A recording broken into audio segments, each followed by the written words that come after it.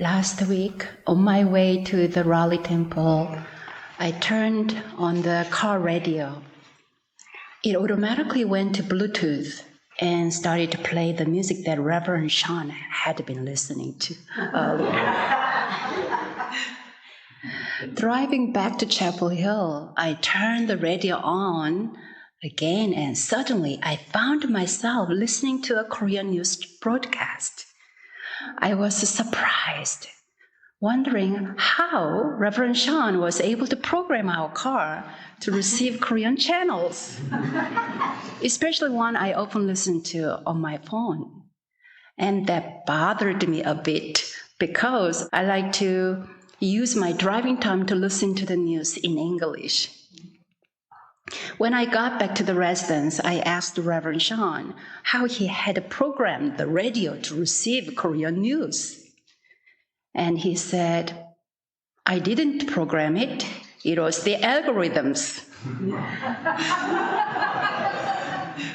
He explained that because my phone was connected to the car radio by Bluetooth, what I watched early on YouTube informed the search algorithms, so the Korean news played automatically when I turned on the car radio.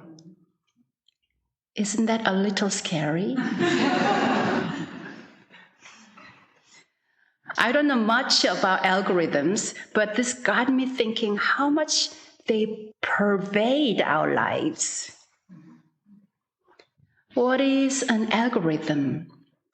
Oxford Online Dictionary says that an algorithm is a process or set of rules to be followed in calculations or other problem-solving operations, especially by a computer.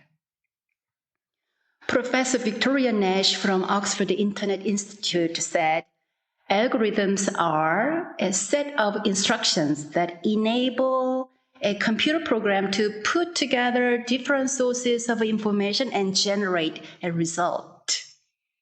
Many of us are becoming aware that social media algorithms are a way of sorting online posts in a user's feed based on personal interest. Social networks prioritize the content a user sees by the likelihood that they will actually want to see it. If we search for something online, algorithms will then send us information about it from many different sources. Algorithms know the history of what you read and what you watch. They collect data about us, then they analyze and synthesize our preferences. Because of this, algorithms can make our lives more stimulating and more addicting. Netflix, Amazon, Facebook, and all sorts of social media do the same. Algorithms can be cool, beneficial, and convenient tools, but they can also be intrusive and hook us in many ways. From the feed, consciously or unconsciously, we can be influenced and controlled. Algorithms predict what we like and make us click more. With a massive power over humans' minds and behaviors, we can be puppets of algorithms. People say, "I didn't find the video found me." When I was driving back from Raleigh, I didn't find the news channel found me. So, why is the title of today's talk, Algorithms of Karma? Karma means everything we create through our thoughts, speech, and actions. Our founding teacher, Sotae-san, said, "Thinking one thought, committing one action, or saying one word plants a karmic cause in the Dharma realm." On the same topic, Master Changsan said, Human beings accumulate all kinds of transgressions and blessings through their body, speech, and mind. Sages value the formless mind, but ordinary people are mainly concerned with the material reality that appears directly in front of them. Hence, not only should we be prudent in our physical actions and speech, but we must be even more aware of mental transgressions. We must always be cautious of our thoughts before they manifest in action. This passage reminds us to observe our thought activities even though no one else can see them. Therefore, spiritually evolved people are especially cautious of the mental seeds they plant. According to the algorithmic process of cause and effect, traces of activity left in cyberspace become seeds and eventually return to us. It's hard to fool algorithms. It's hard to fool karma. Both karma and algorithms are the result of cause and effect. We all create our own algorithms. We reap what we sow. Algorithms can reveal the patterns where our minds gravitate. So open your YouTube homepage or social media page. What do you find? Music, news, gossip, opinions, entertainment, any spiritual stuff there? What about our temple channel? Have a good look at what your algorithms are feeding you. Have a good look at what karmic forces your attention has been generating. Algorithms can create a grand data reservoir, but they can also mislead us. We should pay attention to what we put into our data reservoir. Whatever we put in will come back to us. That is what we mean by karma. Algorithms can't place us in an echo chamber of our own thoughts and creations. We want to see what we like to see. We want to hear what we like to hear.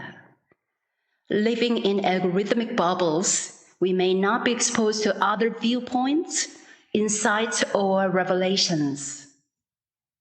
It is easy to get stuck in the bubbles of our constricted data chambers. Living in this era of advanced information technology, do you think it is possible to be free from algorithms? This may seem impossible, but we can shake off our patterns through the choices we make. In our online lives and in our offline lives, traces of karma are revealed. We can choose what karmic seeds we plant and nurture. We have the power to be proactive. With a mindful consumption, we can exercise the gift of free will. The gift of free will. Dear friends, have you noticed that if you buy a book about meditation, online algorithms note this and feed you more suggestions? If I use words online such as peace, happiness, and gratitude, algorithms use those keywords to reinforce my interest and even shape my direction. As a community, the collective words we keep using create our own communal spiritual algorithms. For me, the ultimate data set is Il-Wan-Sang, the impartial, fair, universal realm. In our everyday lives, let it be our goal to learn how and what to download from Il-Won-Sang, universal truth. Let's allow our Il-Won-Sang hearts to feed all our karmic algorithms. The other day, after morning meditation, a song arose in my mind and heart. The Dharma of karma in algorithms. The Dharma of karma in algorithms. The Dharma of karma in every action. The Dharma of karma in all speech. The Dharma of karma in every action. The Dharma of karma in every thought. The Dharma of karma in every season. The Dharma of karma in all things. Now, Reverend Shan will help me sing this. So you're welcome to join us.